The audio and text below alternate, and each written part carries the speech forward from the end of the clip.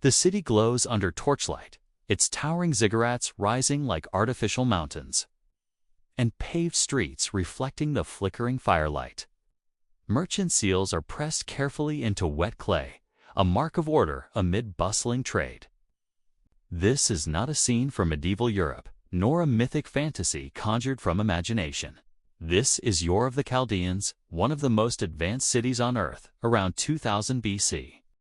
Its citizens lived under predictable cycles of flood, harvest, trade, and ritual. Ur was not merely advanced, it was secure.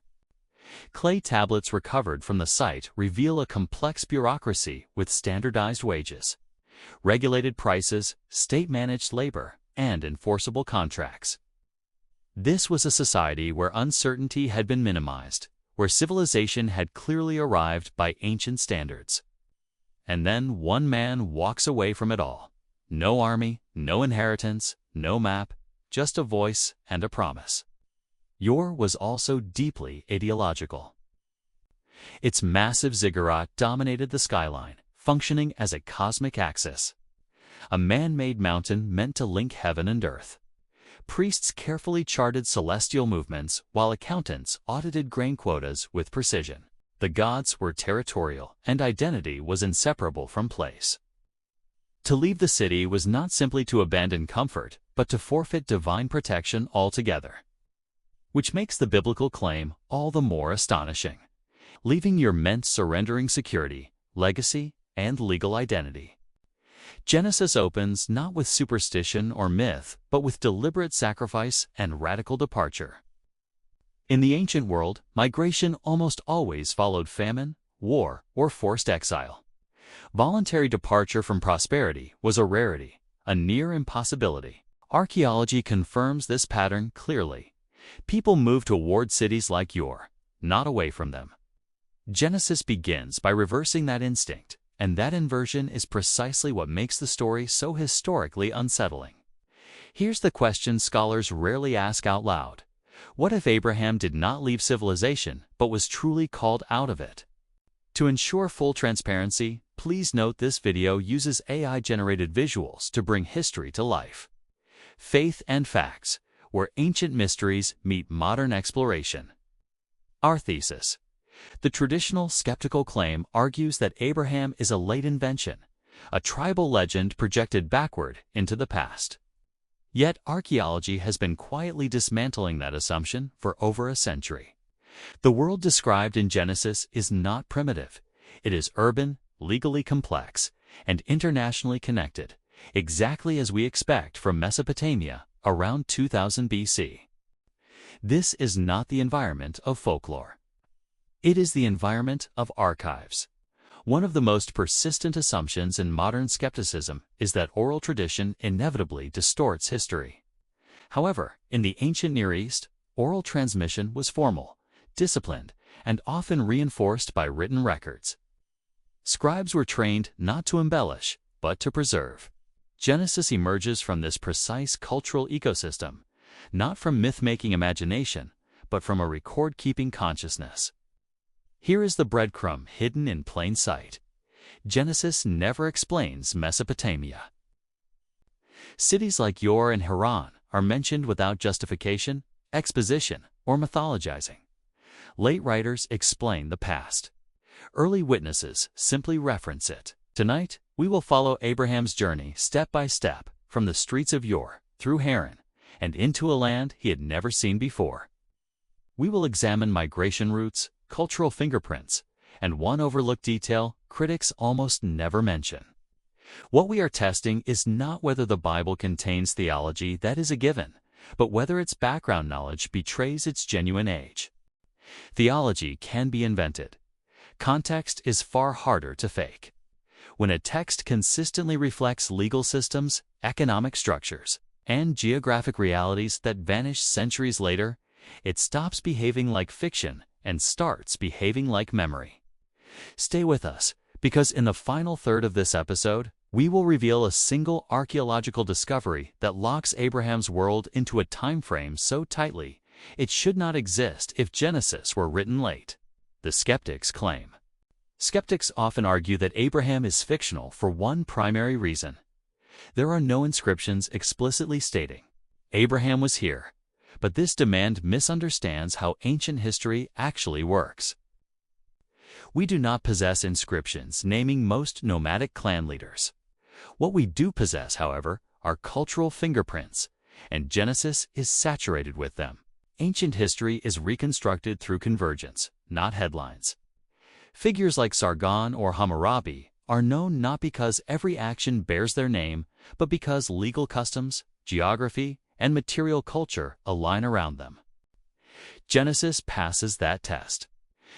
For decades, critics claimed Ur was a minor settlement, but that claim collapsed in the 1920s when Sir Leonard Woolley excavated the site, uncovering a city of roughly 65,000 residents, complete with multi-story homes, advanced drainage systems, royal tombs, and far-reaching trade networks. This is not the setting of a Bronze Age fairy tale. Even more telling is what Genesis does not do.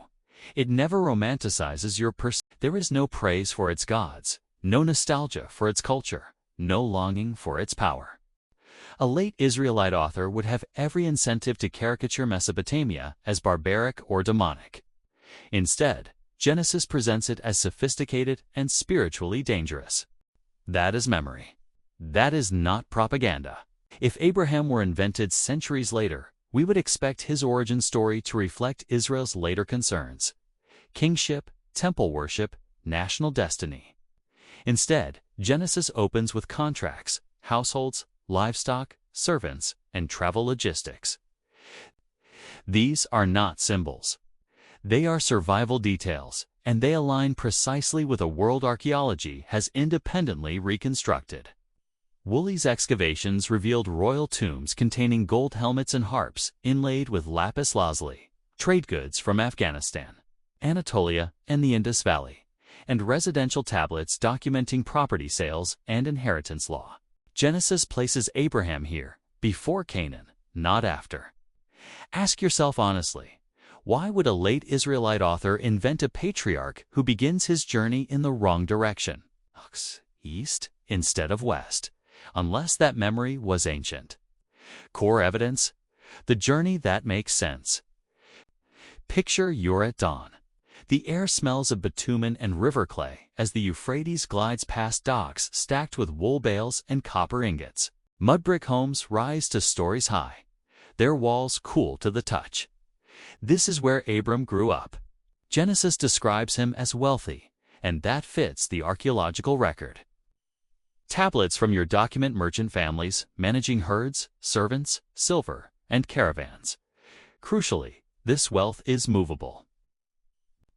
Genesis never describes Abram owning land in Ur, a detail that aligns perfectly with early Bronze Age elites who invested in mobility rather than territory.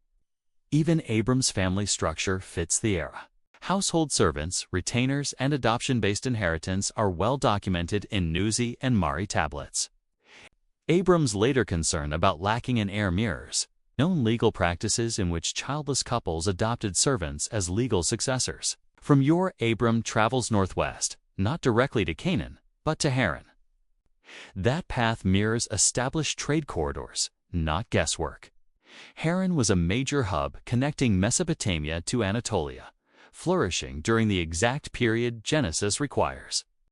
Archaeology confirms its dual role as a commercial center and religious site devoted to the same moon deity worshipped in Ur-Tiras. Decision to stop there makes sense politically, economically, and religiously. A late author would not need this detour. An early memory could not avoid it. Distances align, stops align, and even the pace of travel aligns about 25 to 30 kilometers per day. This is not mythic wandering. It is logistical realism. Even the animals are right. Genesis consistently depicts donkeys, not camels, as pack animals. Camels were not widely domesticated until centuries later. And a later author projecting his own era backward would almost certainly include them. Genesis does not. That restraint is not accidental. It is historical. Contextual proof, law, covenant, and memory. Genesis 12 introduces a radical idea. land granted by divine promise rather than military conquest. That may sound theological until archaeology steps in. Early 2nd millennium Mesopotamian tablets describe royal land grants issued to loyal servants, formalized through covenant rituals in which both parties would walk between severed animals, symbolizing shared liability. May this happen to me if I break the covenant. Genesis preserves this structure precisely, but then subverts it.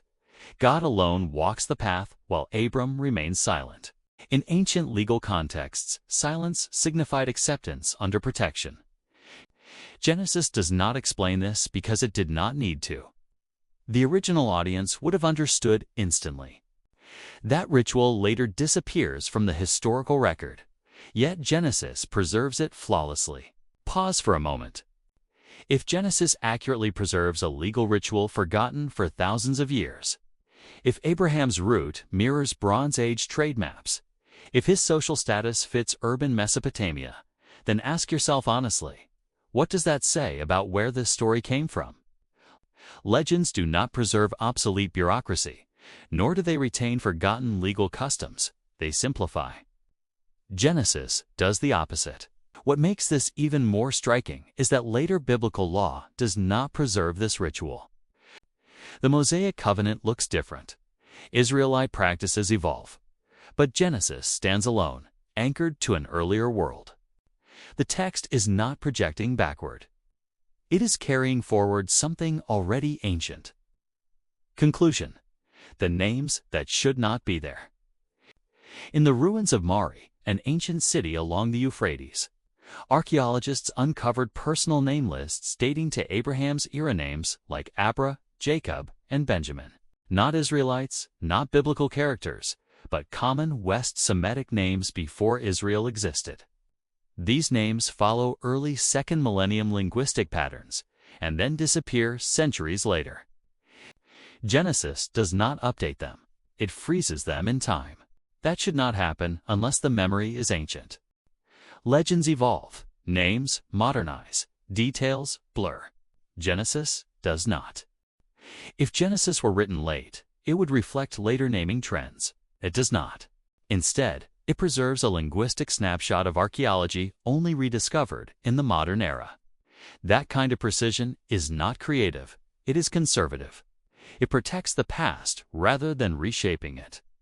Abraham does not emerge from myth, he steps out of history. To ensure full transparency, this video uses AI-generated visuals to bring history to life.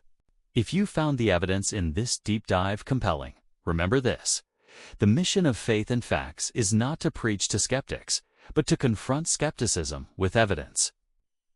To see the full scope of this research, watch our full-length documentary compilation, Genesis on Trial: Archaeology versus Skepticism. If you want to support this work, hit like, subscribe for weekly evidence updates, and share this episode with one skeptic you know. Because every shovel in the ground narrows the gap between text and terrain. And every discovery makes it harder to dismiss Genesis as legend without dismissing the data that confirms it. History is not silent, it has simply been ignored.